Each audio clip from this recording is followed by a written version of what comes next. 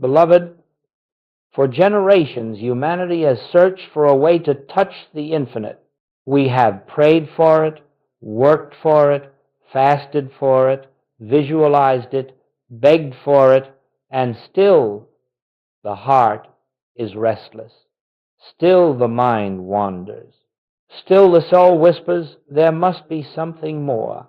In our modern age, two powerful streams have risen in the spiritual landscape. One is old, familiar, wrapped in ancient rituals and doctrines. The other is new, radiant, filled with bright slogans about energy, vibration, and manifestation. And yet, if you look deeply, you will find that both streams, though sincere, often leave the seeker standing in the same place, longing, searching, reaching outward for what already lives within. So today, we must come together in stillness to examine this question. What is the reality behind Christ consciousness? Not as the world defines it, not as religion frames it, not as modern spirituality markets it, but as the infinite revealed it to those who are ready to hear. You see, my friends, the spiritual world today is filled with noise. Everyone speaks of awakening. Everyone speaks of power. Everyone speaks of secrets, techniques, frequencies, codes. But very few speak of the one truth that dissolves all, seeking the truth that Christ. Consciousness is not something to attain. It is something to recognize, something to awaken to, something to remember. It is not distant. It is not hidden. It is not reserved for saints, masters, mystics, or some chosen few.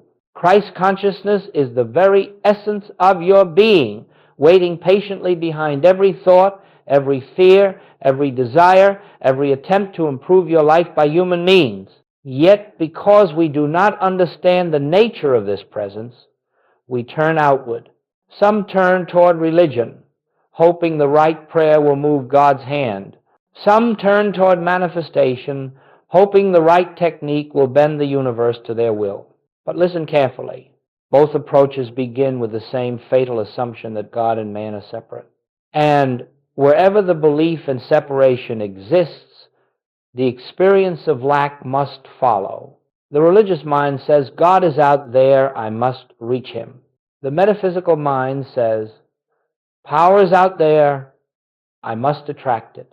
But the awakened mind, the mind illuminated by Christ consciousness, gently whispers, I and the Father are one. Ah, there it is, the truth that silences all striving. Today, let us set aside the outer forms, the arguments, the doctrines, the systems. Let us set aside the desire to fix life, improve life, manipulate life, for Christ consciousness does not come to those who grasp at the world. It comes to those who release the world and discover the kingdom within. The purpose of our time together is simple: to reveal why modern manifestation and traditional religion both fail to satisfy the soul, and why Joel Goldsmith pointed to a higher way, a way not of attraction, not of obedience, but of recognition. You are not here to learn how to pull blessings toward you. You are here to discover that the source of all blessings has never been absent for a single moment. You are not here to harness divine power. You are here to realize that divine power is the substance of your own being. You are not here to find Christ consciousness. You are here to awaken to what you already are. So as we begin, let us rest in this simple truth. What you seek is seeking to reveal itself through you, not tomorrow, not after years of disciplines and affirmations, but now, in this very moment, if you will but become still enough to hear. Now, beloved, having set the foundation, let us step forward into the next understanding. The two great misunderstandings that have shaped humanity's search for God. Beloved, let us now look with honesty and quiet clarity at the two great misunderstandings that have shaped humanity's spiritual life for centuries. These misunderstandings are not born of malice nor of ignorance, but of the innocent belief that God is separate from us. From this one assumption, the entire fabric of confusion is woven. The first misunderstanding is this: that spirit is a tool, something you use to acquire what you desire. This is the foundation of modern metaphysics and the countless manifestation systems that flood our world today.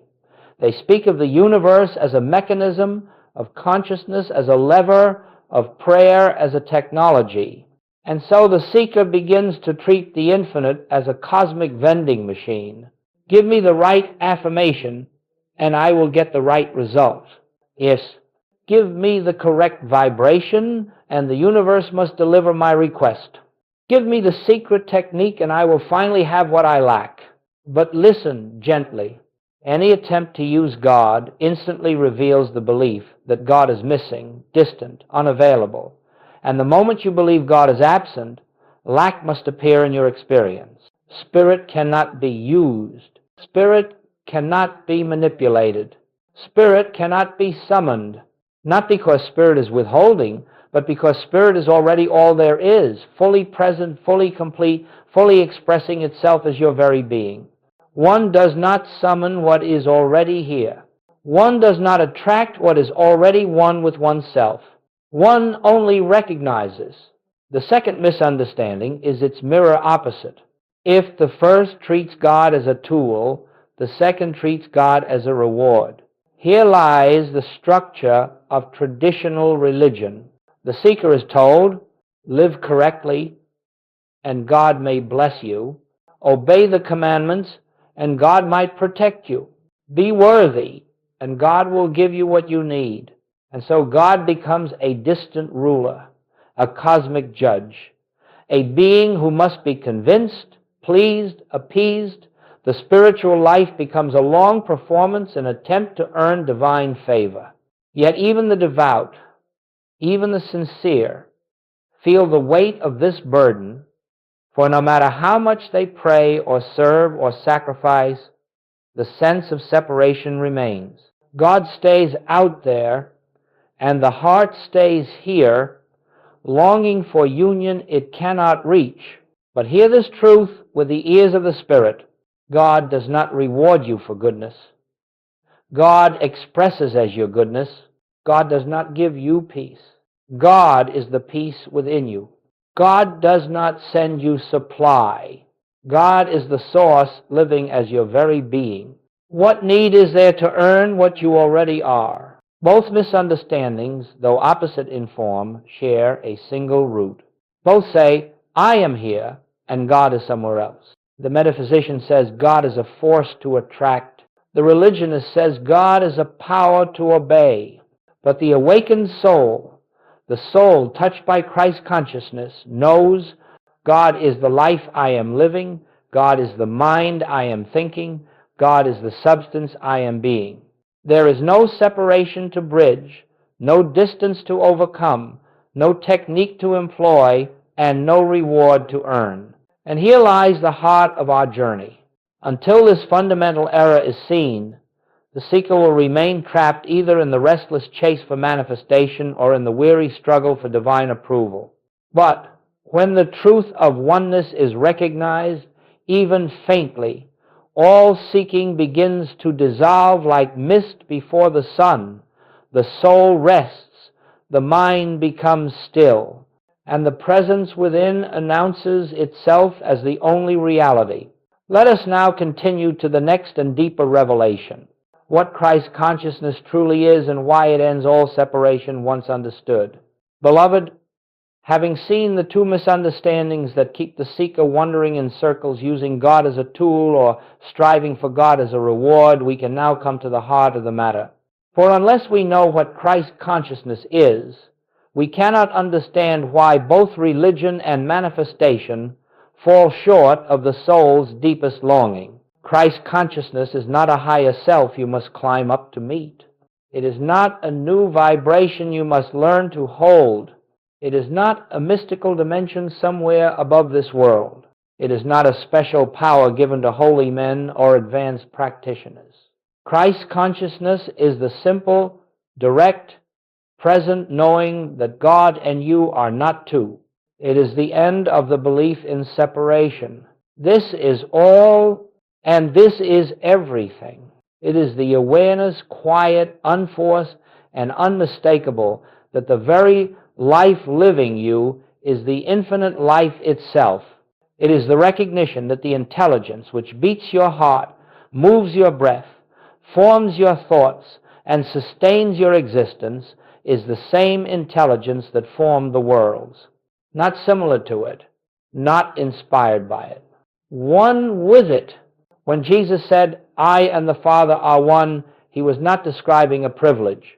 He was revealing a principle that applies to every soul, in every age, in every place.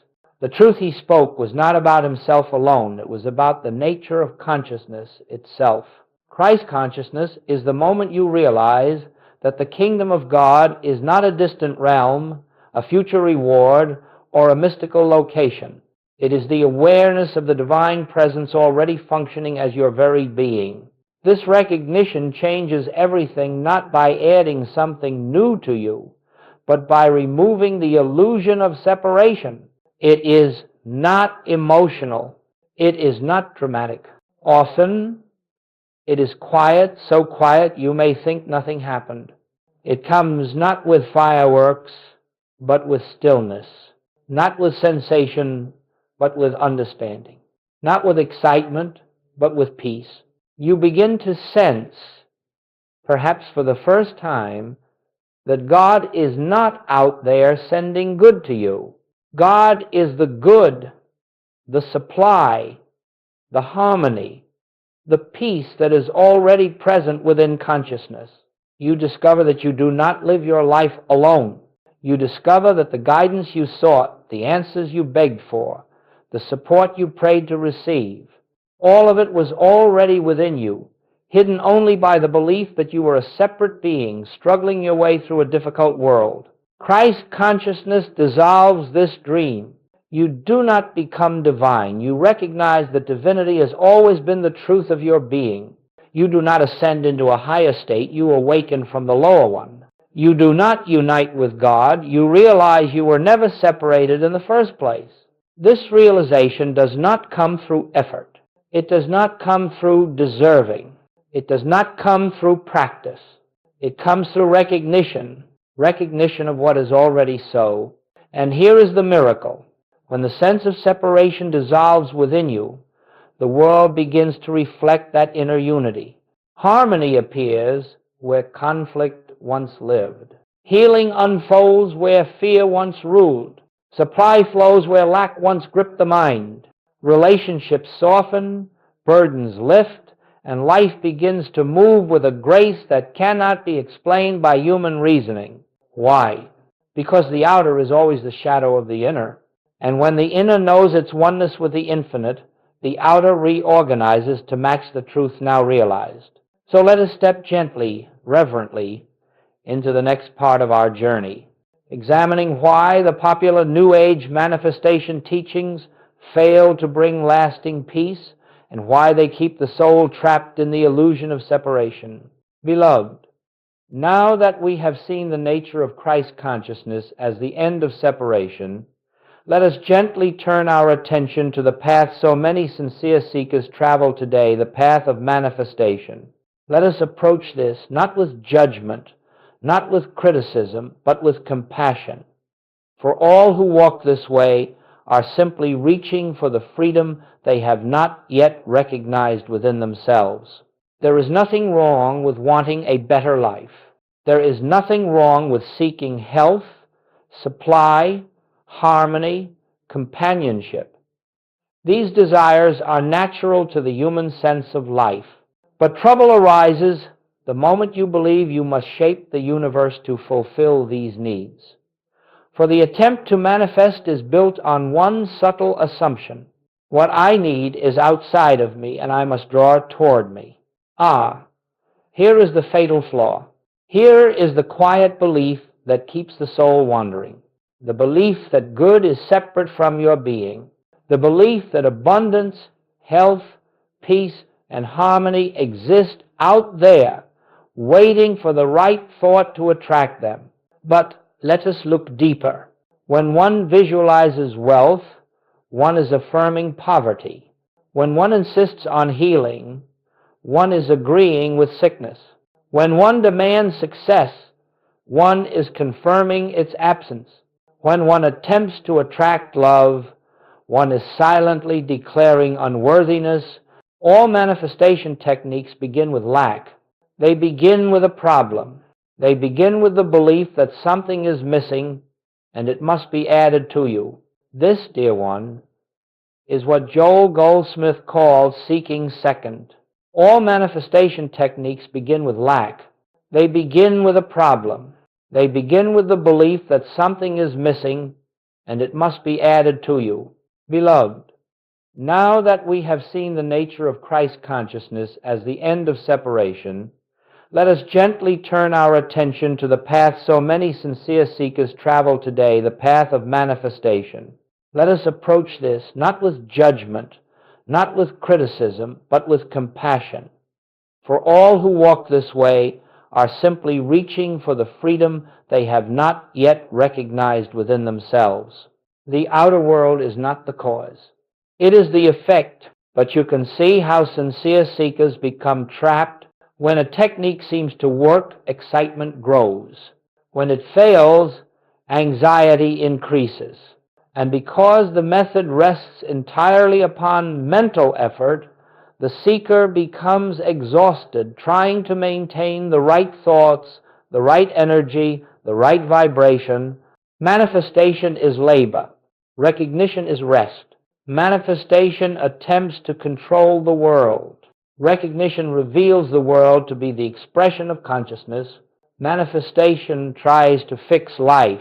Recognition sees that life is already whole. Manifestation says, I will change my thoughts to improve my experience. Recognition says, my experience is the shadow of the truth I acknowledge. Do you see the difference? One approach depends on human will. The other rests in divine realization. One approach strives to get. The other awakens to what already is. Joel Goldsmith discovered something profound.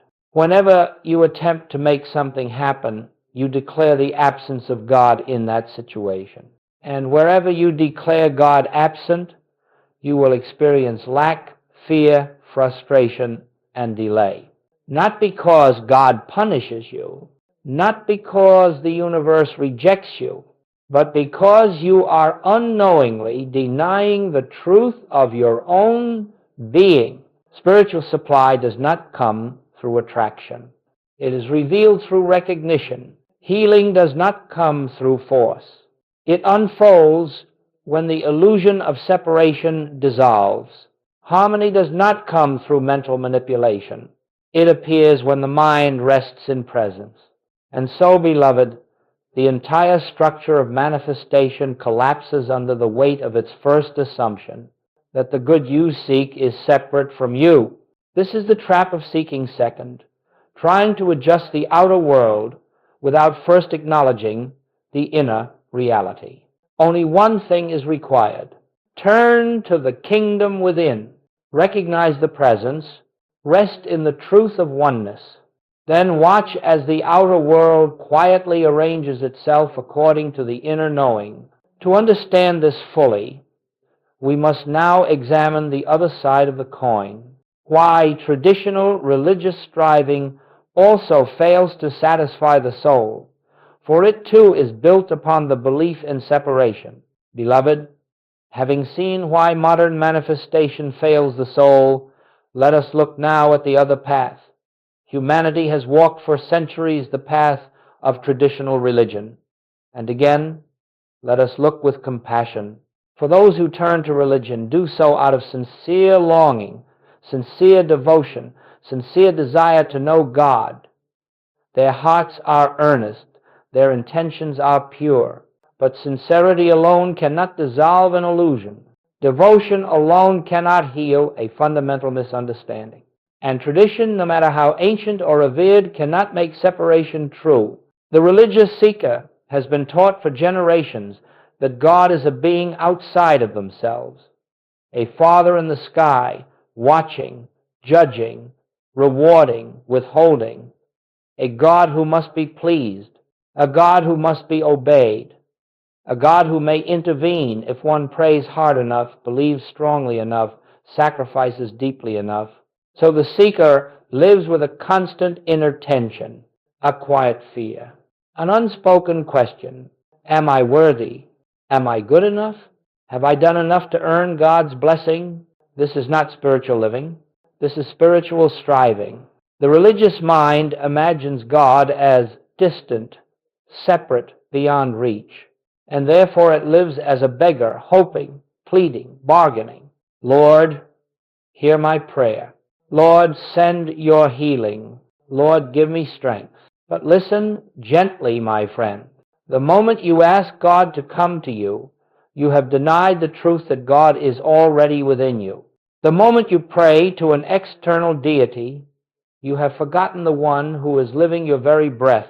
The moment you imagine yourself apart from the divine, you create a gulf that no amount of devotion can bridge. For devotion, no matter how sincere, cannot unite what is already one. It can only delay the recognition. Traditional religion places the seeker under a burden, the burden of spiritual performance, the burden of trying to earn what already belongs to them, the burden of praying to a God who has never been absent. It is a heavy load. It wears down the mind. It exhausts the heart. And yet, even the most faithful often find that their prayers echo back in silence, not because God is withholding, but because the prayer begins with the false belief that God is somewhere else. Joel Goldsmith discovered the liberating truth. God is not a reward for obedience. God is the substance of your being. Traditional religion places the seeker under a burden, the burden of spiritual performance, the burden of trying to earn what already belongs to them, the burden of praying to a God who has never been absent. It is a heavy load.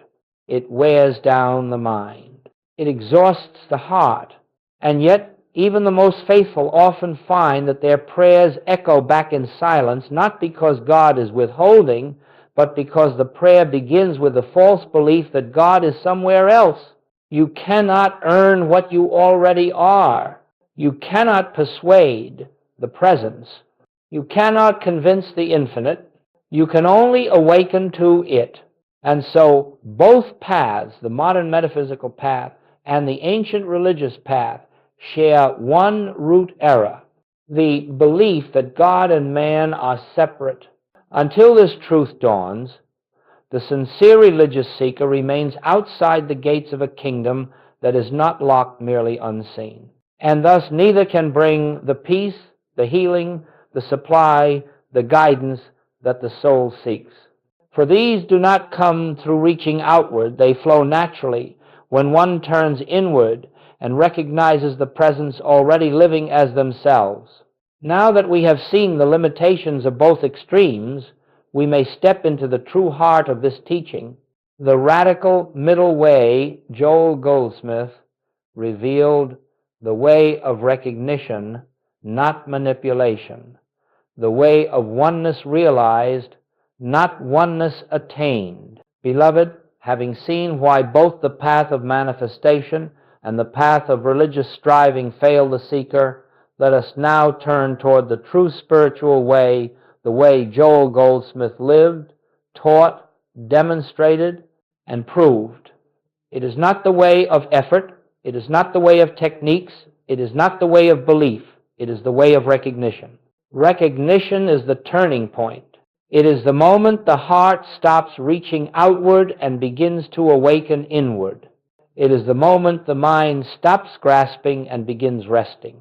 It is the moment the soul hears a quiet truth and knows, perhaps for the first time, the entire spiritual journey has been an illusion because I have never been separate from God. What makes this path radical is not that it is new. It is radical because it removes every structure the ego depends upon. The structure of control, the structure of effort, the structure of achieving, the structure of deserving, all of that dissolves in the light of recognition. For recognition does not say, God will bless me if I do this or believe that. Recognition does not say, I will manifest my good when I learn the right formula. Recognition says simply, God already is. And because God is, all that concerns my life is already fulfilled within the One.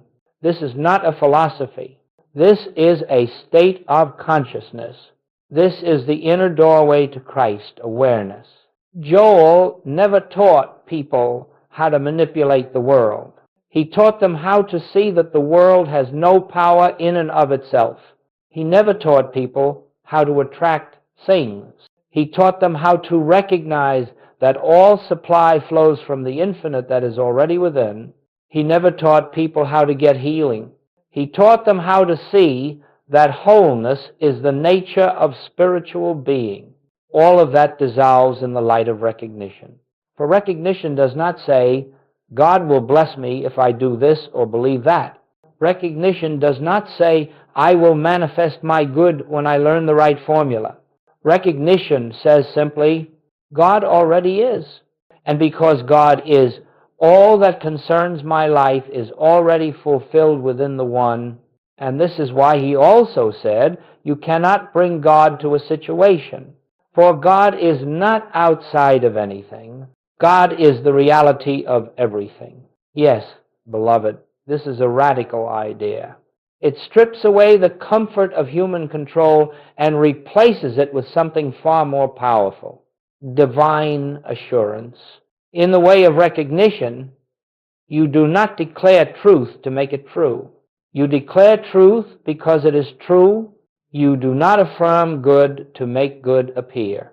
You acknowledge good because good is the nature of God, and God is the nature of you. You do not visualize perfection to attract it. You rest in perfection because it is the eternal condition of your being. Recognition is a seeing. Recognition is an unveiling. Recognition is an inner opening through which the presence announces itself, sometimes softly, sometimes suddenly, but always unmistakably. And what does this recognition reveal? It reveals that the very consciousness with which you listen to these words is the same consciousness that formed the stars. It reveals that the peace you long for is not something you must earn. It is the foundation of your existence. It reveals that the supply you seek is not dependent on effort or fortune. It flows from the infinite invisible. It reveals that the healing you pray for is not something to be achieved. It is the truth already established in spirit. It reveals that the harmony you desire with others is not a negotiation between personalities. It is the natural expression of oneness realized. In the way of recognition, you stop trying to change the world.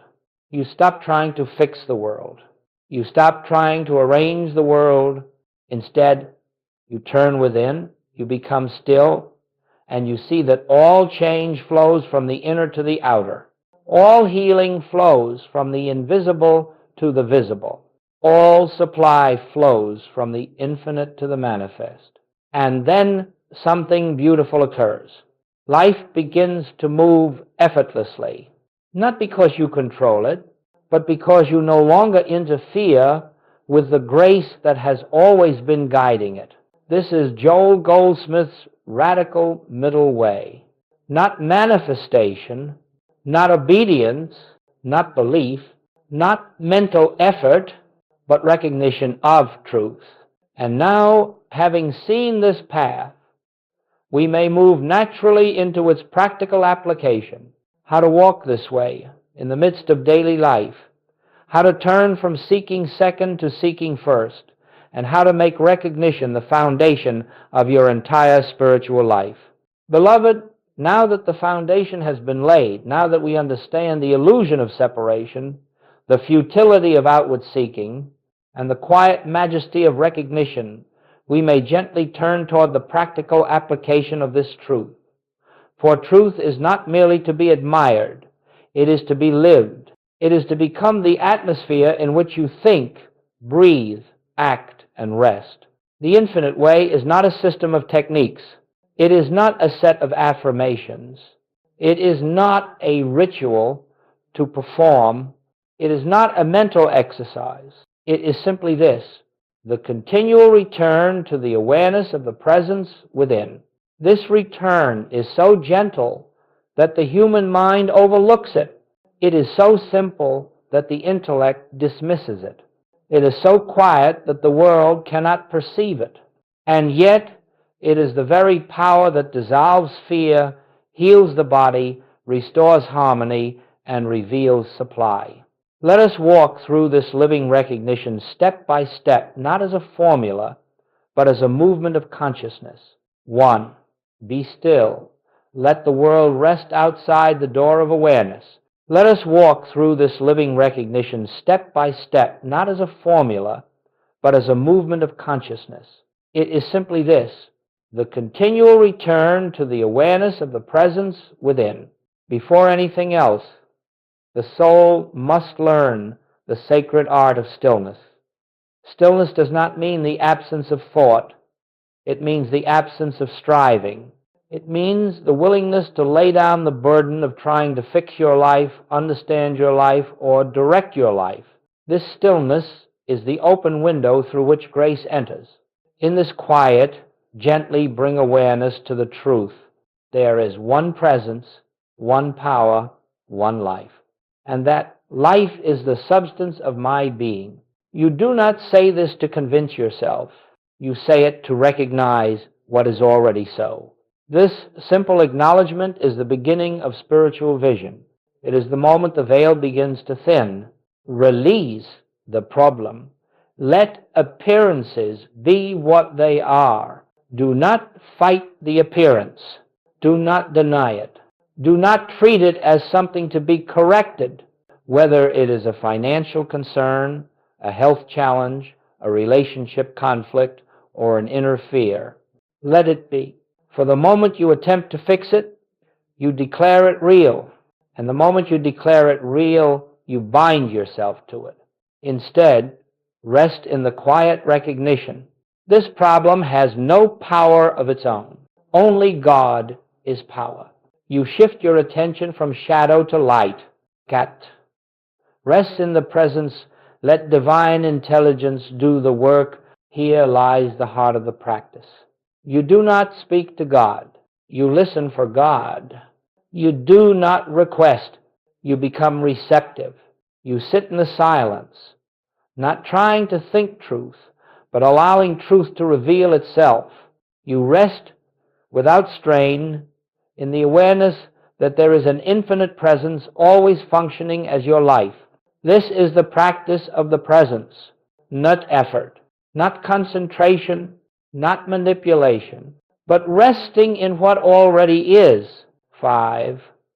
Wait for the inner shift, the softening, the opening, the knowing. At first, you may feel nothing. This is normal. For years, the mind has been conditioned to solve problems by force, to seek outward, to fear.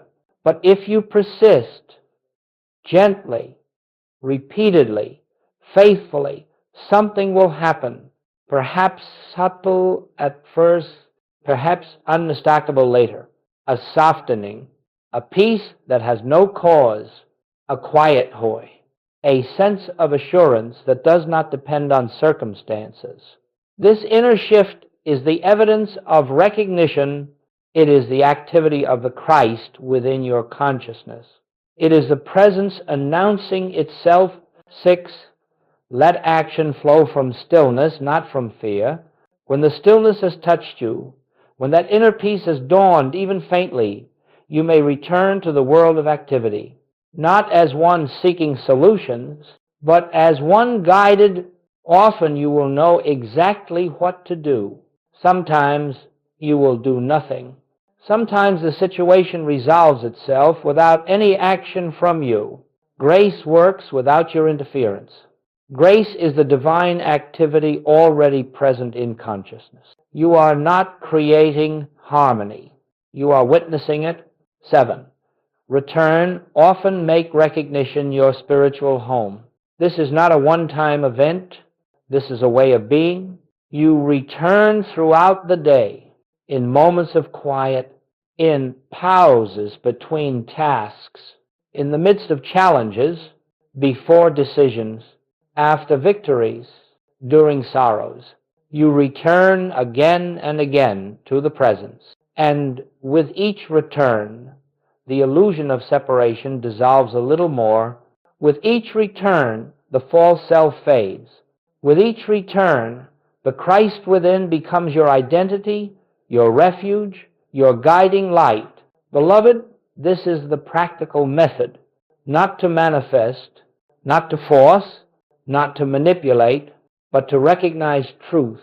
It is simple, it is gentle, it is immediate, and it brings a transformation no technique can produce. Now that we have seen how to practice recognition, we may proceed naturally into the fruit of this practice. What happens when you stop using God and begin living from God, when grace becomes the governing principle of your life?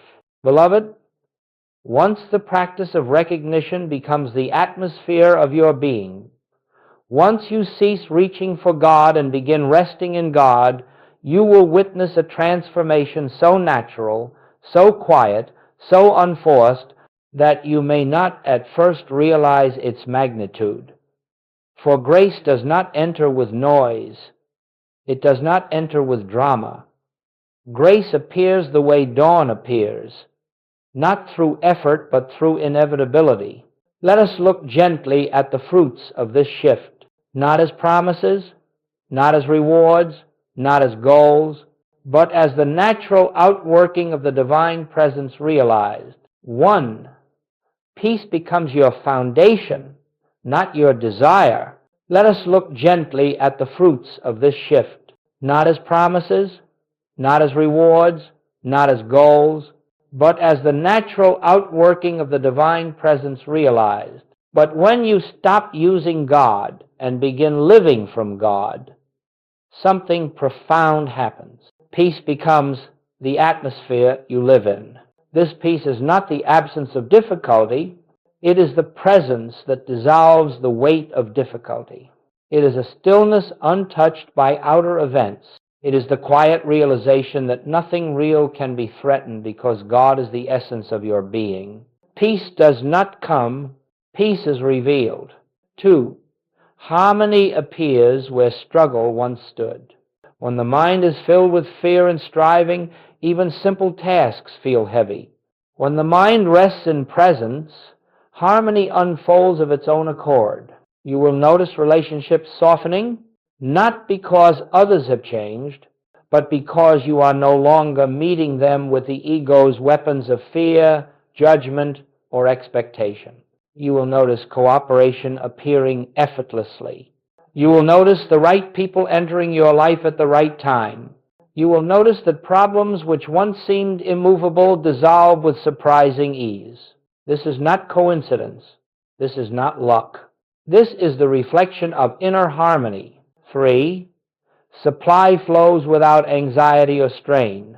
When you live as a separate self, supply feels fragile. You depend on the world to give you what you need. You fear that what you have can be taken away. You try to control the channels. But when you recognize God as the substance of your being, supply reveals itself as an infinite, ever-present, ever-unfolding expression of the One.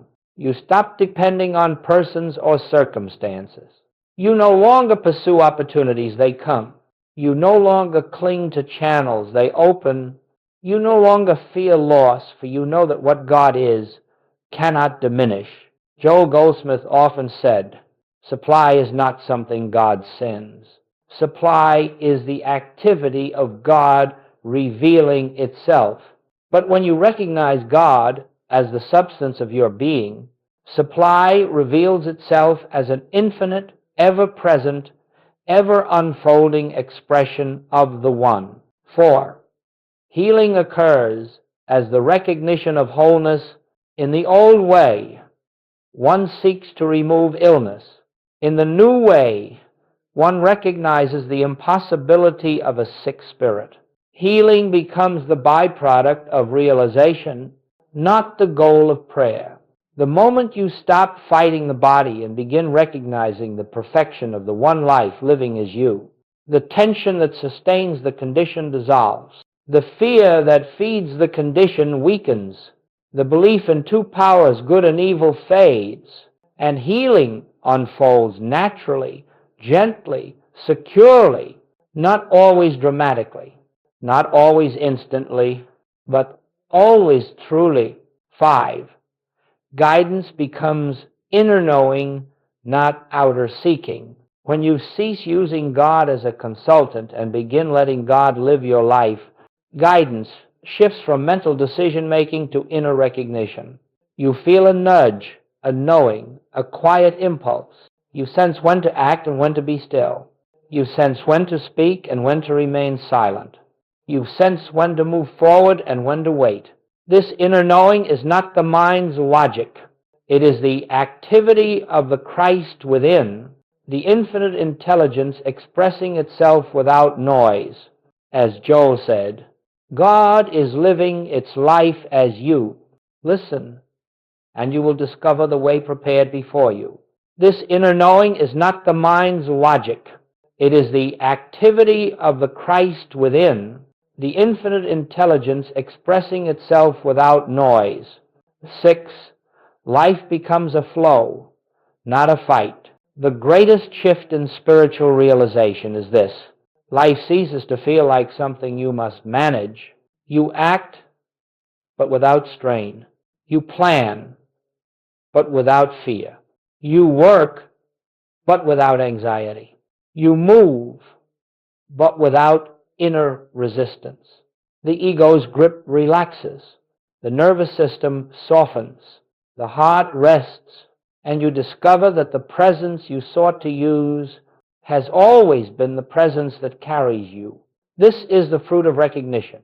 This is the life lived from God, not toward God, not trying to reach God, but resting in God as the foundation of being. Beloved, once this shift begins, once you stop calling on God and begin recognizing God, every corner of your life becomes illuminated with grace. And now, having seen the results of this transformation, we may move toward the natural conclusion of our journey, the closing realization that living from God is the essence of Christ, consciousness itself. Beloved, as we bring this journey to a close, let us return to the very place where all true journeys begin, not in the world, not in the mind, not in the seeking, but in the quiet chamber of the heart where the infinite resides. For everything we have spoken, everything we have contemplated, everything that has stirred within you in these past moments has been pointing to one truth. You have never been separate from God, not for a second, not by a thought, not by a mistake, not by a fear, not by a lifetime. The presence you have sought is the presence that has been living you. And so, as this message comes to its conclusion, your spiritual journey does not conclude. It begins right here, in this breath, in this moment, in this awareness. Let us gather the essence of what we have discovered. 1. Seeking first is not a command, it is a recognition. It is the simple turning of attention from the outer illusion to the inner reality. It is the willingness to let God be God in your consciousness. You do not seek first to become spiritual. You seek first because you are spiritual. You are awakening to your own nature. 2. The presence within is the only source, power, and life. You need not convince it. You need not petition it. You need not move it. You have only to recognize it. And in that recognition, everything unfolds as it must. 3. Life unfolds gracefully when you stop interfering, When the personal will relaxes, when the anxious mind softens, when the grasping ceases, the activity of the Christ becomes visible. Not because you have achieved something, but because you have ceased obscuring what has always been true. For the spiritual path is not about improvement, it is about revelation. You are not perfecting a human being. You are unveiling the infinite being that has been hidden beneath fear, conditioning, and belief. The kingdom is not reached, it is revealed. 5. The practice is beautifully simple. Be still. Acknowledge the presence. Release appearances. Rest in the silence. Let action arise from inner knowing.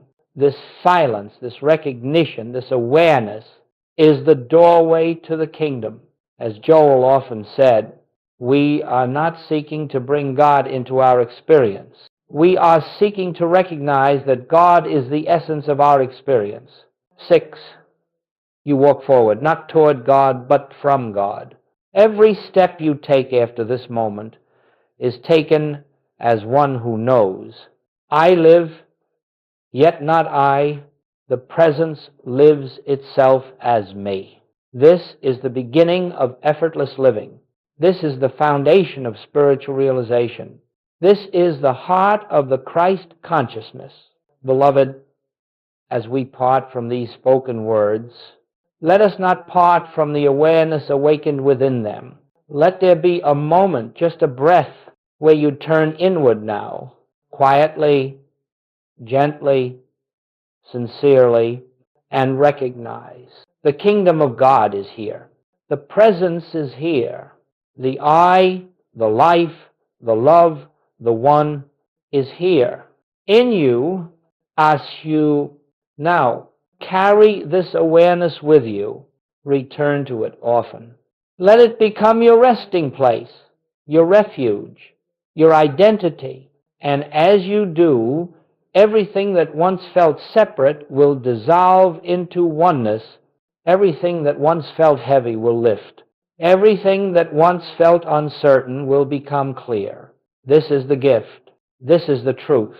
This is the way. Blessings, beloved. Rest now in the presence that has never left you.